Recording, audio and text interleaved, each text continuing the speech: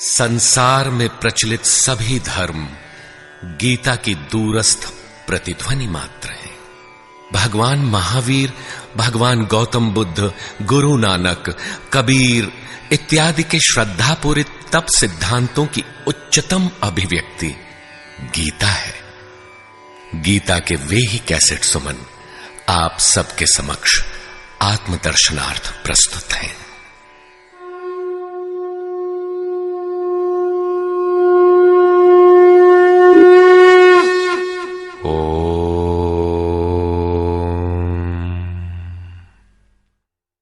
श्री परमात्मने नमः। यथार्थ गीता, श्रीमद् भगवत गीता, अथ सप्तमोऽध्यायः। गत अध्यायों में गीता के मुख्य प्रायः सभी प्रश्न पूर्ण हो गए हैं। निष्काम कर्म योग, ज्ञान योग, कर्म और यज्ञ का स्वरूप और उसकी विधि, योग का वास्तविक स्वरूप और उसका परिणाम तथा अवतार, वर्ण संकर, सनातन आत्मस्थित महापुरुष के लिए भी लोक हितार्थ कर्म करने पर बल, युद्ध इत्यादि पर विशद चर्चा की गई।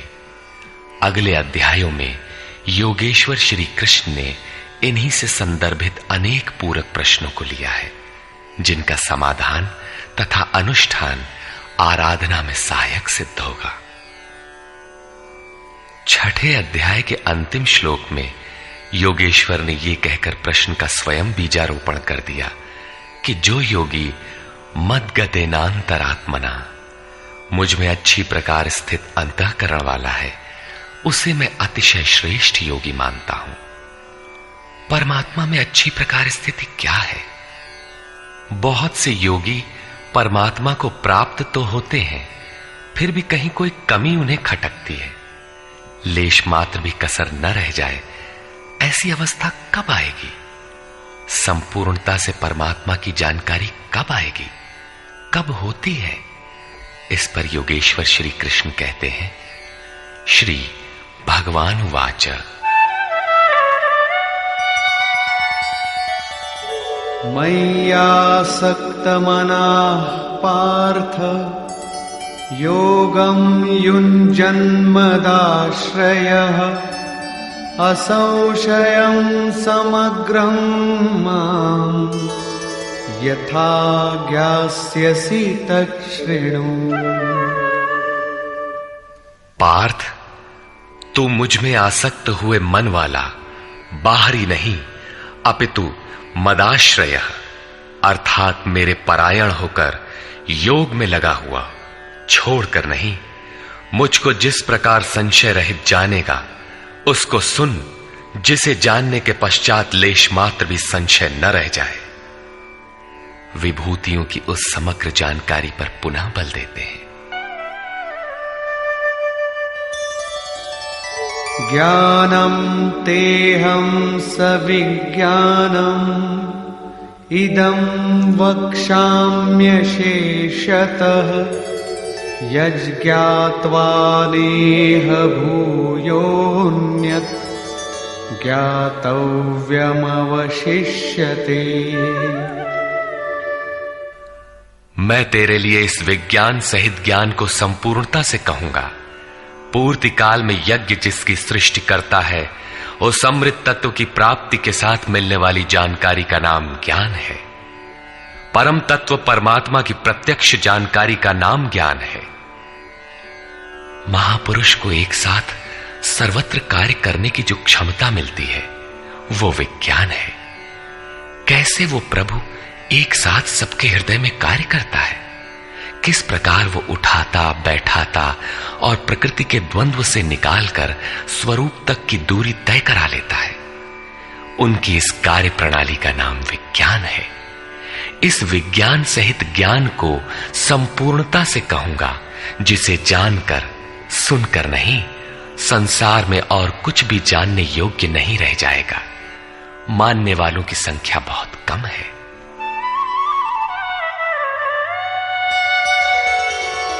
मनुष्याणां सहस्रेषु कश्चिद्यतति सिद्धये यततामपि सिद्धानां कश्चिन्मां वेत्ति तत्वतः।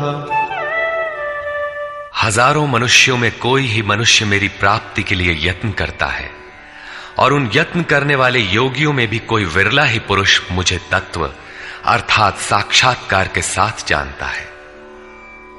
अब समग्र तत्व है कहां? एक स्थान पर पिंड रूप में है अथवा सर्वत्र व्याप्त है? इस पर योगेश्वर श्री कृष्ण कहते हैं, भूमिरापो नलो वायुः खं मनो बुद्धिरेव च अहंकार इतीयं मे भिन्ना प्रकृतिरष्टधा। अर्जुन, भूमि, जल, अग्नि, वायु और आकाश तथा मन, बुद्धि और अहंकार, ऐसे ये 8 प्रकार के भेदों वाली मेरी प्रकृति है। ये अष्टधा मूल प्रकृति है। अपरेयमितस्त्वन्या प्रकृतिं विद्धि मे परा जीवभूतां महाबाहो ययेदं धार्यते जगत्। इयम अर्थात ये 8 प्रकारों वाली तो मेरी अपरा प्रकृति है, अर्थात जड़ प्रकृति है। महाबाहु अर्जुन, इससे दूसरी को जीव रूप परा अर्थात चेतना प्रकृति जान, जिससे संपूर्ण जगत धारण किया हुआ है, वो है जीवात्मा। जीवात्मा भी प्रकृति के संबंध में रहने के कारण वो भी प्रकृति ही है। एतद्योनीनि भूतानि सर्वाणीत्युपधारय अहं कृत्स्नस्य जगतः प्रभवः प्रलयस्तथा। अर्जुन, ऐसा समझ के संपूर्ण भूत एतद्योनीनि, इन महाप्रकृतियों से परा और अपरा प्रकृतियों से ही उत्पन्न होने वाले हैं। यही दोनों एकमात्र योनि है। मैं संपूर्ण जगत की उत्पत्ति तथा प्रलय रूप हूं, अर्थात मूल कारण हूं। जगत की उत्पत्ति मुझसे है और प्रलय अर्थात विलय भी मुझ में है। जब तक प्रकृति विद्यमान है तब तक मैं ही उसकी उत्पत्ति हूं, और जब कोई महापुरुष प्रकृति का पार पा लेता है तब मैं ही महाप्रलय भी हूं, जो अनुभव में आता है।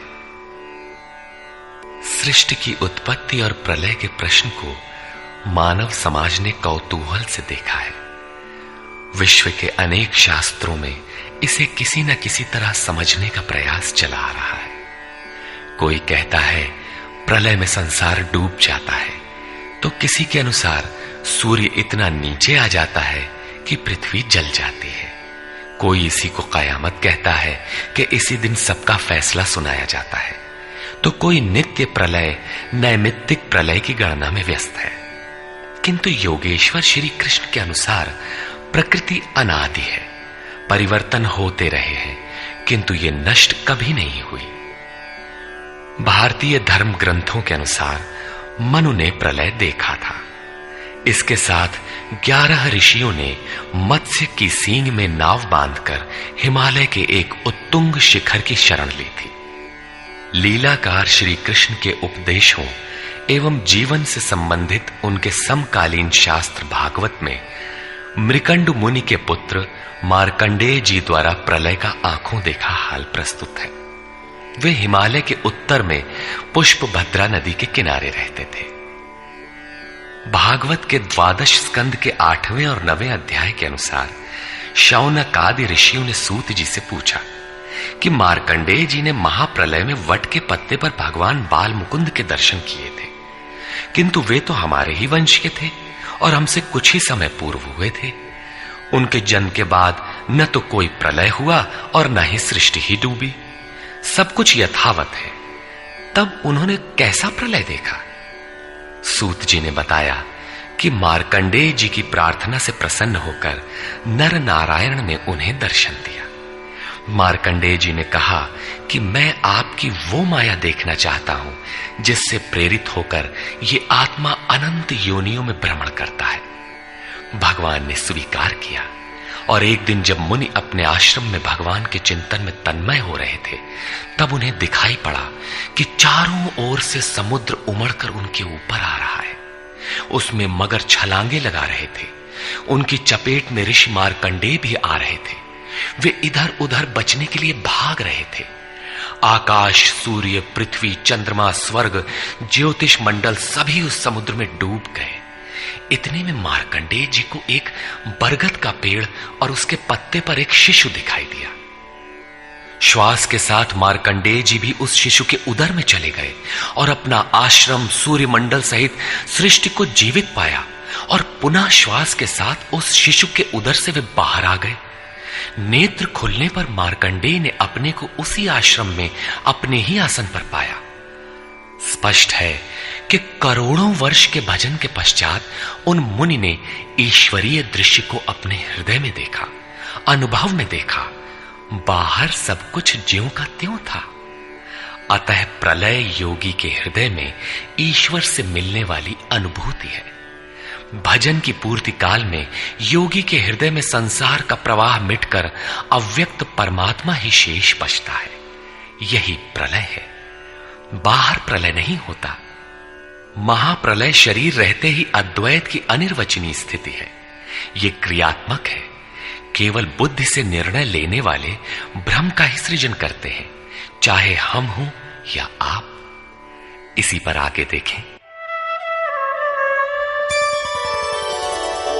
मत्तः परतरं नान्यत् किंचिदस्ति धनंजय मयि सर्वमिदं प्रोतं सूत्रे मणिगणा इव। धनंजय, मेरे सिवाय किंचन मात्र भी दूसरी वस्तु नहीं है। ये संपूर्ण जगत सूत्र में मणियों के सदृश मेरे में गुथा हुआ है तो, परंतु जानेंगे कब? जब इस अध्याय के प्रथम श्लोक के अनुसार अनन्यासक्ति अर्थात भक्ति से मेरे परायण होकर योग में उसी रूप से लग जाए। इसके बिना नहीं, योग में लगना आवश्यक है। रसोऽहमप्सु कौन्तेय प्रभास्मि शशि सूर्ययोः प्रणवः सर्ववेदेषु शब्दः के पौरुषं नृषु। कौन्तेय, जल में मैं रस हूं, चंद्रमा और सूर्य में प्रकाश हूं, संपूर्ण वेदों में मैं ओंकार हूं। ओ धन अहम धनकार, स्वयं का आकार हूं। आकाश में शब्द और पुरुषों में पुरुष तत्व हूं, तथा मैं पुण्यो गंधः पृथिव्यां च तेजश्चास्मि विभावसौ जीवनं सर्वभूतेषु तपश्चास्मि तपस्विषु। पृथ्वी में पवित्र गंध और अग्नि में तेज हूं, संपूर्ण जीवों में उनका जीवन हूं और तपस्वियों में उनका तप हूं। बीजं मां सर्वभूतानां विद्धि पार्थ सनातनम् बुद्धिर्बुद्धिमतामस्मि तेजस्तेजस्विनामहम्। पार्थ, तू संपूर्ण भूतों का सनातन कारण अर्थात बीज मुझे ही जान। मैं बुद्धिमानों की बुद्धि और तेजस्वियों का तेज हूं। इसी क्रम में योगेश्वर श्री कृष्ण कहते हैं, बलं बलवतां चाहं कामरागविवर्जितम् धर्माविरुद्धो भूतेषु कामोऽस्मि भरतर्षभ। हे भरत श्रेष्ठ अर्जुन, मैं बलवानों का कामना और आसक्ति रहित बल हूं। संसार में सब बलवान ही तो बनते हैं। कोई दंड बैठक लगाता है, कोई परमाणु इकट्ठा करता है, किंतु नहीं, श्री कृष्ण कहते हैं कि काम और राग से परे जो बल है वो मैं हूं, वही वास्तविक बल है। सब भूतों में धर्म के अनुकूल कामना मैं हूं। परब्रह्म परमात्मा ही एकमात्र धर्म है जो सबको धारण किए हुए है।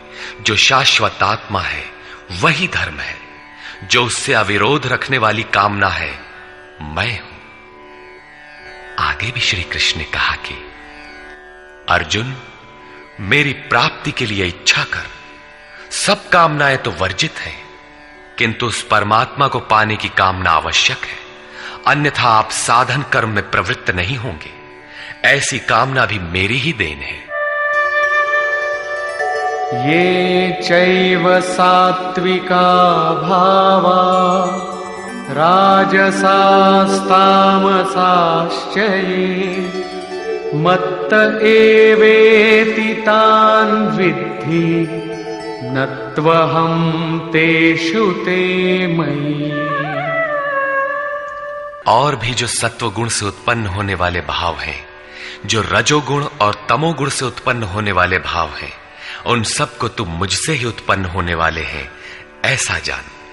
परंतु वास्तव में उनमें मैं और वे मेरे में नहीं हैं, क्योंकि न मैं उनमें खोया हूं और न वे ही मुझ में प्रवेश कर पाते हैं। क्योंकि मुझे कर्म से स्पृहा नहीं है, मैं निर्लेप हूं, मुझे इनमें कुछ पाना नहीं है, इसलिए मुझ में प्रवेश नहीं कर पाते। ऐसा होने पर भी जिस प्रकार आत्मा की उपस्थिति से ही शरीर को भूख प्यास लगती है, आत्मा को अन्न अथवा जल से कोई प्रयोजन नहीं है, उसी प्रकार प्रकृति परमात्मा की उपस्थिति में ही अपना कार्य कर पाती है। परमात्मा उसके गुण और कार्यों से निर्लेप रहता है। वो जिंदगी यूं गले आ लगी है, त्रिभिर्गुणमयैर्भावैः खोया हुआ एभिः सर्वमिदं जगत् मोहितं नाभिजानाति मामेभ्यः परमव्ययम्। सात्विक, राजस और तामस, इन तीन गुणों के कार्य रूप भावों से ये सारा जगत मोहित हो रहा है। इसलिए लोग इन तीनों गुणों से परे मुझ अविनाशी को तत्व से भली प्रकार नहीं जानते। मैं इन तीनों गुणों से परे हूं, अर्थात जब तक अंश मात्र भी गुणों का आवरण विद्यमान है तब तक कोई मुझे नहीं जानता। उसे अभी चलना है, वो राही है। और दैवी ह्येषा गुणमयी मम माया दुरत्यया मामेव ये प्रपद्यन्ते मायामेतान्तरन्ति ते। ये त्रिगुणातीत मेरी अद्भुत माया दुस्तर है, किंतु जो पुरुष मुझे ही निरंतर भजते हैं वे इस माया का पार पा जाते हैं। ये माया है तो दैवी, परंतु अगरबत्ती जलाकर इसकी पूजा न करने लगे, इससे पार पाना है। न मां दुष्कृतिनो मूढ़ाः प्रपद्यन्ते नराधमाः माययापहृतज्ञानाः आसुरं भावमाश्रिताः। जो मुझे निरंतर भजते हैं वे जानते हैं, फिर भी लोग नहीं भजते। माया द्वारा जिनका ज्ञान अपहरण कर लिया गया है, जो आसुरी स्वभाव को धारण किए हुए मनुष्यों में अधम काम क्रोधादि दुष्कृतियों को करने वाले मूढ़ लोग मुझे नहीं भजते। तो भजता कौन है? चतुर्विधा भजन्ते मां जनाः सुकृतिनोऽर्जुन आर्तो जिज्ञासुरर्थार्थी ज्ञानी च भरतर्षभ। हे भरत श्रेष्ठ अर्जुन, सुकृतिनः उत्तम अर्थात नियत कर्म, अर्थात जिसके परिणाम में श्रेय की प्राप्ति हो उसको करने वाले, अर्थार्थी अर्थात सकाम, आर्तः अर्थात दुख से छूटने की इच्छा वाले, जिज्ञासु अर्थात प्रत्यक्ष रूप से जानने की इच्छा वाले, और ज्ञानी अर्थात जो प्रवेश की स्थिति में है। इन चारों प्रकार के भक्तजन मुझे भजते हैं। अर्थ वो वस्तु है जिससे हमारे शरीर अथवा संबंधों की पूर्ति हो। इसलिए अर्थ, कामनाएं सब कुछ पहले तो भगवान द्वारा पूर्ण होती है। भगवान श्री कृष्ण कहते हैं कि मैं ही पूर्ण करता हूं, किंतु इतना ही वास्तविक अर्थ नहीं है। आत्मिक संपत्ति ही स्थिर संपत्ति है, यही अर्थ है। सांसारिक अर्थ की पूर्ति करते करते भगवान वास्तविक अर्थ आत्मिक संपत्ति की ओर बढ़ा देते हैं, क्योंकि वे जानते हैं कि इतने ही से मेरा भक्त सुखी नहीं होगा। इसलिए वे आत्मिक संपत्ति भी उसे देने लगते हैं। लोक लाहु परलोक निबाहु, लोक में लाभ और परलोक में निर्वाह, ये दोनों भगवान की वस्तु हैं। अपने भक्त को खाली नहीं छोड़ते। आर्त, जो दुखी हो, जिज्ञासु, समग्रता से जानने की इच्छा वाले जिज्ञासु मुझे भजते हैं। साधना की परिपक्व अवस्था में दिग्दर्शन अर्थात प्रत्यक्ष दर्शन की अवस्था वाले ज्ञानी भी मुझे भजते हैं। इस प्रकार 4 प्रकार के भक्त मुझे भजते हैं, जिनमें ज्ञानी श्रेष्ठ है, अर्थात ज्ञानी भी भक्त ही है। इन सब में भी तेषां ज्ञानी नित्ययुक्त एक भक्तिर्विशिष्यते प्रियो हि ज्ञानिनोत्यर्थम् अहं स च मम प्रियः। अर्जुन, उनमें भी नित्य मुझ में एक ही भाव से स्थित अनन्य भक्ति वाला ज्ञानी विशिष्ट है, क्योंकि साक्षात्कार के सहित जानने वाले ज्ञानी को मैं अत्यंत प्रिय हूं, और वो ज्ञानी भी मुझे अत्यंत प्रिय है। वो ज्ञानी मेरा ही स्वरूप है। उदाराः सर्व एवैते ज्ञानी त्वात्मैव मे मतम् आस्थितः स हि युक्तात्मा मामेवानुत्तमां गतिम्। यद्यपि ये चारों प्रकार के भक्त उदार ही हैं, कौन सी उदारता कर दी? क्या आपकी भक्ति करने से भगवान को कुछ मिल जाता है? क्या भगवान में कोई कमी है जिसे आपने पूरा कर दिया? नहीं, वस्तुतः वही उदार है जो अपने आत्मा को अधोगति में न पहुंचाए, जो उसके उद्धार के लिए अग्रसर है। इस प्रकार ये सब उदार है। परंतु ज्ञानी तो साक्षात मेरा स्वरूप ही है, ऐसी मेरी मान्यता है। क्योंकि वो स्थिर बुद्धि ज्ञानी भक्त सर्वोत्तम गति स्वरूप मुझ में ही स्थित है, अर्थात वो मैं हूं, वो मुझ में है, मुझ में और उसमें कोई अंतर नहीं है। इसी पर पुनः बल देते हैं। बहूनां जन्मनामन्ते ज्ञानवान् मां प्रपद्यते वासुदेवः सर्वमिति स महात्मा सुदुर्लभः। अभ्यास करते करते बहुत जन्मों के अंत के जन्म में, प्राप्ति वाले जन्म में साक्षात्कार को प्राप्त हुआ ज्ञानी सब कुछ वासुदेव ही है। इस प्रकार मेरे को भजता है, वो महात्मा अति दुर्लभ है।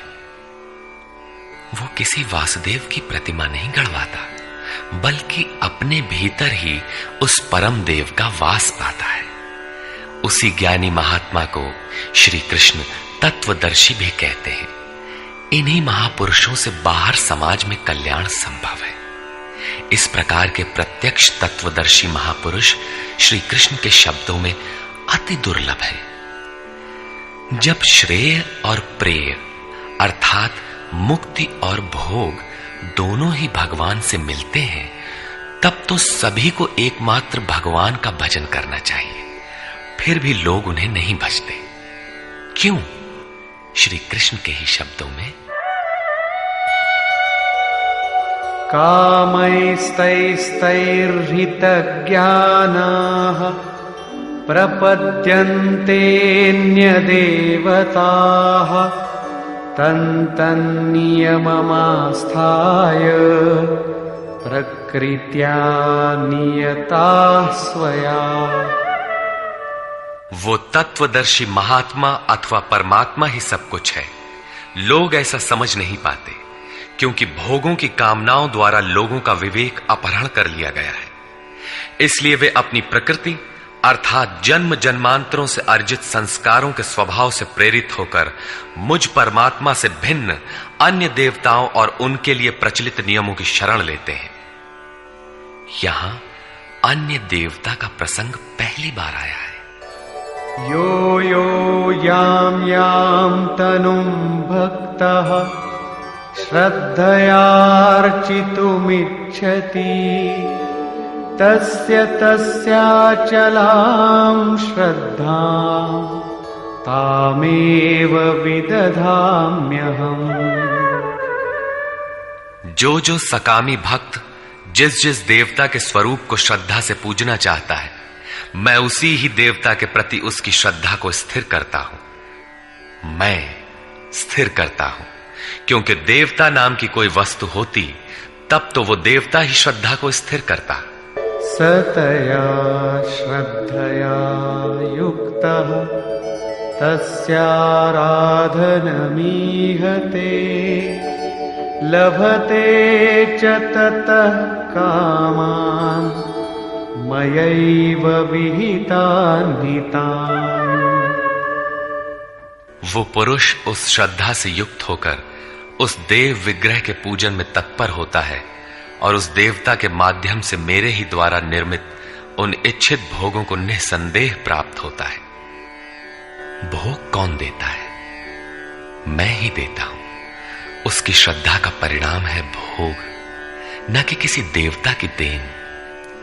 किंतु वो फल तो पा ही लेता है, फिर इसमें बुराई क्या है? इस पर कहते हैं, अन्तवत्तु फलं तेषां तद्भवत्यल्पमेधसां देवान् देवयजो यान्ति मद्भक्ता यान्ति मामपि। परंतु उन अल्प बुद्धि वालों का वो फल नाशवान है। आज फल है तो भोगते भोगते नष्ट हो जाएगा, इसलिए नाशवान है। देवताओं को पूजने वाले देवताओं को प्राप्त होते हैं, अर्थात देवता भी नाशवान है। देवताओं से लेकर यावन मात्र जगत परिवर्तनशील और मरण धर्मा है। मेरा भक्त मुझे ही प्राप्त होता है, जो अव्यक्त है, नैष्ठिकीम परम शांति पाता है।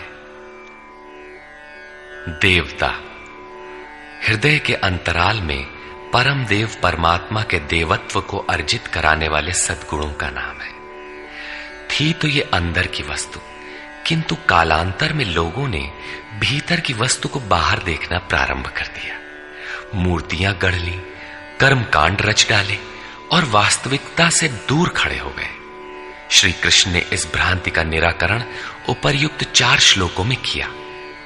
गीता में पहली बार अन्य देवताओं का नाम लेते हुए उन्होंने कहा कि देवता होते ही नहीं, लोगों की श्रद्धा जहां झुकती है वहां मैं ही खड़ा होकर उनकी श्रद्धा को पुष्ट करता हूं और मैं ही वहां फल भी देता हूं।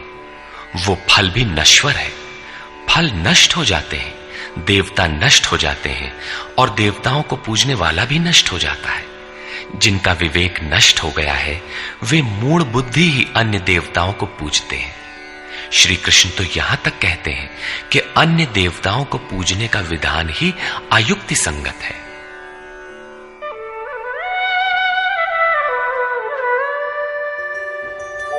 अव्यक्तं व्यक्तिमापन्नं मन्यन्ते माम बुद्धयः परं भावमजानन्तो ममाव्ययमनुत्तमम्।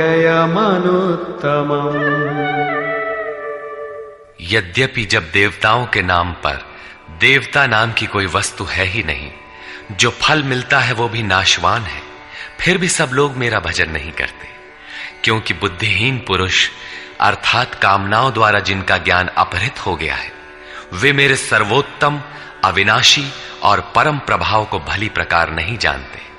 इसलिए वे मुझ अव्यक्त पुरुष को व्यक्ति भाव को प्राप्त हुआ मानते हैं, मनुष्य मानते हैं। अर्थात श्री कृष्ण भी मनुष्य शरीरधारी योगी थे, योगेश्वर थे। जो स्वयं योगी हो और दूसरों को भी योग प्रदान करने की जिनमें क्षमता हो उन्हें योगेश्वर कहते हैं। साधना के सही दौर में पड़कर क्रमशः उत्थान होते होते महापुरुष भी उसी परम भाव में स्थित हो जाते हैं। शरीरधारी होते हुए भी वे उसी अव्यक्त स्वरूप में स्थित हो जाते हैं। फिर भी कामनाओं से विवश मंद बुद्धि के लोग उन्हें साधारण व्यक्ति ही मानते हैं।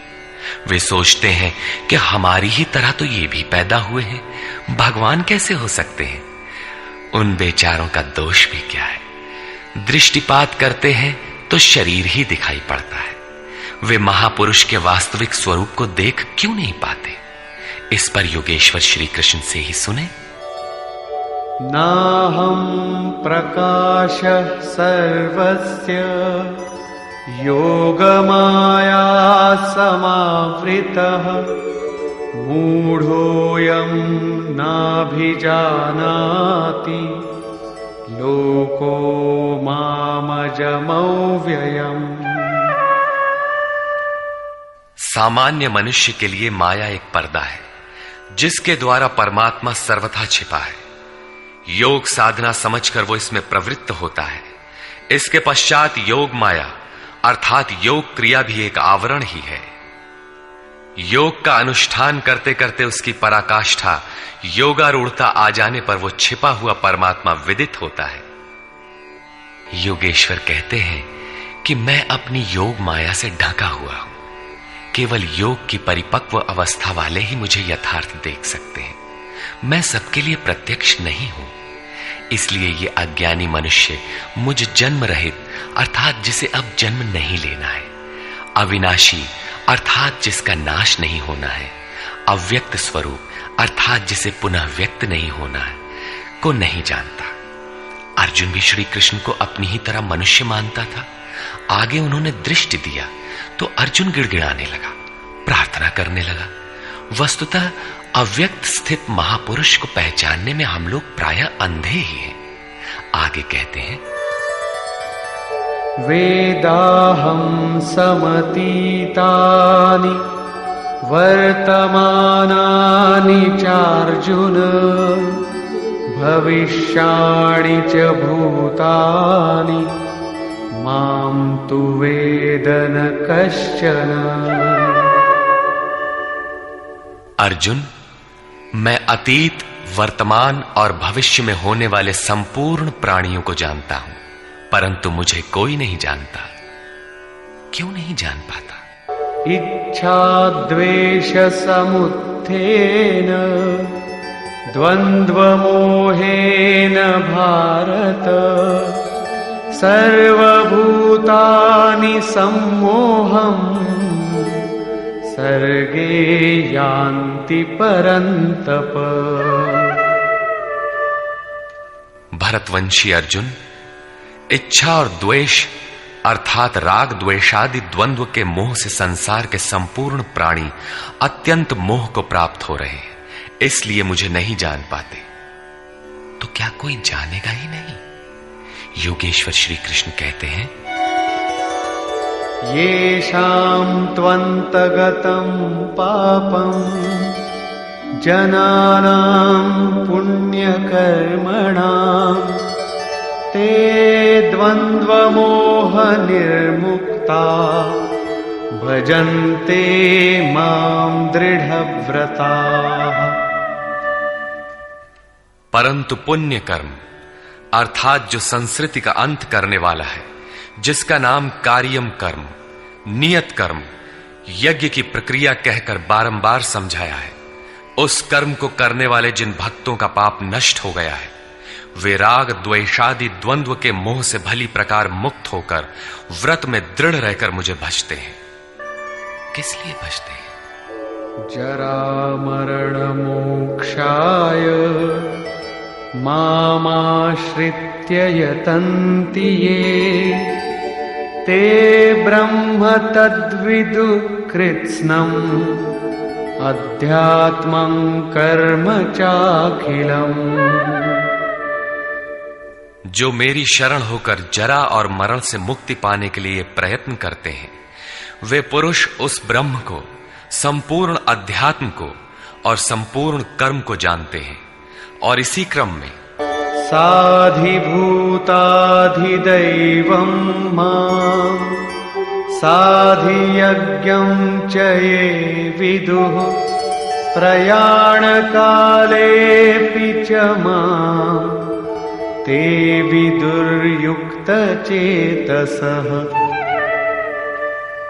जो पुरुष अधिभूत, अधिदैव तथा अधियज्ञ के सहित मुझे जानते हैं, मुझ में समाहित चित्त वाले वे पुरुष अंतकाल में भी मुझको ही जानते हैं, मुझ में ही स्थित रहते हैं और सदैव मुझे प्राप्त रहते हैं। 26वें 27वें श्लोक में उन्होंने कहा कि मुझे कोई नहीं जानता, क्योंकि वे मोहग्रस्त हैं, किंतु जो उस मोह से छूटने के लिए प्रयत्नशील हैं, वे संपूर्ण ब्रह्म, संपूर्ण अध्यात्म, संपूर्ण कर्म, संपूर्ण अधिभूत, संपूर्ण अधिदैव और संपूर्ण अधियज्ञ सहित मुझको जानते हैं, अर्थात इन सब का परिणाम मैं अर्थात सद्गुरु हूं। वही मुझे जानता है, ऐसा नहीं कि कोई नहीं जानता। निष्कर्ष, इस 7वें अध्याय में योगेश्वर श्री कृष्ण ने बताया कि अनन्य भाव से मुझ में समर्पित होकर, मेरे आश्रित होकर जो योग में लगता है, वह समग्र रूप से मुझे जानता है। मुझे जानने के लिए हजारों में कोई विरला ही प्रयत्न करता है, और प्रयत्न करने वालों में विरला ही कोई जानता है। वह मुझे पिंड रूप में एक देशीय नहीं वरन सर्वत्र व्याप्त देखता है। 8 भेदों वाली मेरी जड़ प्रकृति है, और इसके अंतराल में जीव रूप मेरी चेतन प्रकृति है। इन्हीं दोनों के संयोग से पूरा जगत खड़ा है। तेज और बल मेरे ही द्वारा है। राग और काम से रहित बल तथा धर्मानुकूल कामना भी मैं ही हूं। जैसा कि सब कामनाएं तो वर्जित है, लेकिन मेरी प्राप्ति के लिए कामना कर, ऐसी इच्छा का अभ्युदय होना मेरा ही प्रसाद है। केवल परमात्मा को पाने की कामना ही धर्मानुकूल कामना है। श्री कृष्ण ने बताया कि मैं तीनों गुणों से अतीत हूं, परम का स्पर्श करके परम भाव में स्थित हूं, किंतु भोगासक्त मूढ़ पुरुष सीधे मुझे न भजकर अन्य देवताओं की उपासना करते हैं, जबकि वहां देवता नाम का कोई है ही नहीं। पत्थर, पानी, पेड़, जिसको भी वे पूजना चाहते हैं, उसी में उनकी श्रद्धा को मैं ही पुष्ट करता हूं। उसकी आड़ में खड़ा होकर मैं ही फल देता हूं, क्योंकि न वहां कोई देवता है, न किसी देवता के पास कोई भोग ही है। लोग मुझे साधारण व्यक्ति समझकर नहीं बचते, क्योंकि मैं योग प्रक्रिया द्वारा ढका हुआ हूं। अनुष्ठान करते करते योग माया का आवरण पार करने वाले ही मुझ शरीरधारी को भी अव्यक्त रूप में जानते हैं, अन्य स्थितियों में नहीं। मेरे भक्त 4 प्रकार के हैं: अर्थार्थी, आर्त, जिज्ञासु और ज्ञानी। चिंतन करते करते अनेक जन्मों के अंतिम जन्म में प्राप्ति वाला ज्ञानी मेरा ही स्वरूप है। अर्थात अनेक जन्मों से चिंतन करके उस भगवत स्वरूप को प्राप्त किया जाता है। राग द्वेष के मोह से आक्रांत मनुष्य मुझे कदापि नहीं जान सकते, किंतु राग द्वेष के मोह से रहित होकर जो नियत कर्म अर्थात जिसे संक्षेप में आराधना कह सकते हैं का चिंतन करते हुए जरा मरण से छूटने के लिए प्रयत्नशील हैं, वे पुरुष संपूर्ण रूप से मुझे जान लेते हैं। वे संपूर्ण ब्रह्म को, संपूर्ण आध्यात्म को, संपूर्ण अधिदैव को, संपूर्ण कर्म को और संपूर्ण यज्ञ के सहित मुझे जानते हैं। वे मुझ में प्रवेश करते हैं और अंतकाल में भी मुझको ही जानते हैं, अर्थात फिर कभी वे विस्मृत नहीं होते। इस अध्याय में परमात्मा की समग्र जानकारी का विवेचन है। अतः ओम तत्सदिति श्रीमद्भगवद्गीतासूपनिषत्सु ब्रह्म विद्यायाम योग शास्त्रे श्री कृष्णार्जुन संवादे समग्र बोधः नाम सप्तमोऽध्यायः। इस प्रकार स्वामी अड़गड़ानंद कृत श्रीमद् भगवद गीता के भाष्य यथार्थ गीता का 7वां अध्याय पूर्ण होता है। हरि ओम तत्सत।